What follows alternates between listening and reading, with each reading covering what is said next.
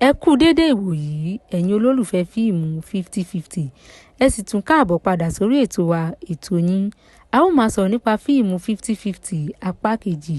Mo lérò pé púpọ̀ lára wa ti wo fíìmù 50-50 apá kìíní. Fún àwọn tí kò bá tí wo fíìmù náà, ẹ dákun ẹ gbìyànjú láti wò lórí Yoruba Premium Plus. Àwọn ló ń ṣòro rẹ̀ lórí YouTube nítorí eré náà ládùn ó sì tún kọ́ni lọ́gbọ́n gidi gan ni.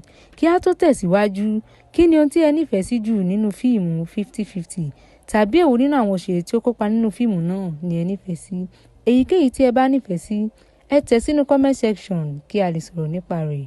Tó bá jẹ́ ìgbà àkọ́kọ́ tí ẹ ń wo fídíò wa nìyí, ẹ tẹ subscribe button tó wà ní ìsàlẹ̀ fídíò yìí kí ẹ bá lè máa rí púpọ̀ lára àwọn fídíò wa wò.